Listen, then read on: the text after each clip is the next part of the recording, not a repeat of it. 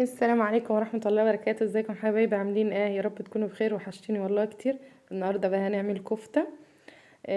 زي ما انتم شايفين كده معايا هنا. كمية اللحمة متساوية، اللي هي البيضة والحمرة، يعني كمية الدهون قد كمية اللحمة الحمراء. ومعايا بقدونس زي ما انتم شفتوا كده ورق، ودي مية البصل، وهنا بصل فرم ناعم وفلفل.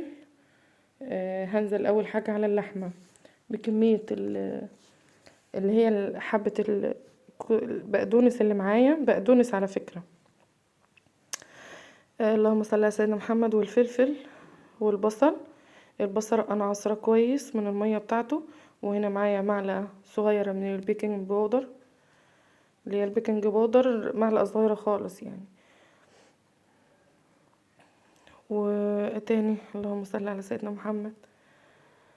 انا طبعا مش مسرعة الفيديو. دي معلقة من بهارات الكفتة، ومش هحط حاجة كتير يعني، انا مش هكتر فيها بهارات او حاجة يعني. بس هقلبهم بقى كويس مع بعض، وهحط الملح. انا هنا طبعا علشان انا بصور فانا بوريكم ان انا خلاص يعني الكمية قربت تخلص. هوريكم دلوقتي انا صبعتها ازاي. جايبة 3 عصيان من اللي هي الخلة بتاع الشاش طاووق، وعاملاهم ببلاستر في بعض، ودي مية البصل. وبصبع زي ما انتم شايفين كده بنفس الطريقة. انا هنا يا حبايبي كنت صبعتها بقى خلاص، وفاضل معايا كمية قليلة. وعلى فكرة انا شلت باقي كمية اللحمة. وهنا شوفوا عملتها، خليتها برضو في الاسياخ علشان اوريكم ده وده.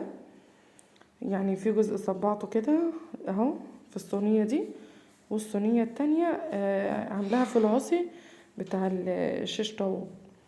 ماشي. فهنا بقى خلاص طلعتها، وكنت بقلبها كل شوية.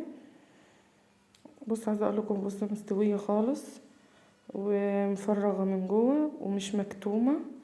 ما شاء الله كان طعمها جميل قوي، ومش مكتره فيها البهارات. هي حاطه فيها حاجه واحده بس، معلقه بهارات واحده، اللي هي بهارات الكفته، بس مش حاطه حاجه تاني. فيا رب الفيديو يعجبكم، وتدعموني باللايك وكومنت حلو منكم. انا عارفه ان انا بعوق لما انزل، بس بجد نفسي يعني يبقى في تفاعل على القناه، ونفسي حد كتير ينورني يعني. لان انا بصراحه مش بنزل بسبب حد كده يعني. اللي هو لا ما تعمليش انتي المستفاده وكده، كلام بصراحه يحبط. هنا كنت عامله جنبيها شويه مكرونه بصلصه طبعا، وطبقه طحينه.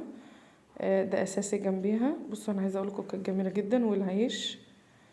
فيا رب الفيديو يعجبكم، وما كنش ضايقتكم طبعا بكلامي. وطبعا فضلا منكم وليس امر ان انتوا تدعموني يعني. انا بس انا عارفه ان اخواتي وحبايبي اللي بيشوفوني واللي لسه هيشوفني اول مره، بتمنى ان انتوا تنوروني. وبصراحه انا هستمر بقى على القناه من هنا ورايح. مش يعني مش هخلي كلام اي حد يأثر فيا، لان انا بصراحه سايبه القناه بقالي فتره طويله قوي. فياريت اكون خفيفه على قلوبكم، وبتمنى ان انتوا تدعموني.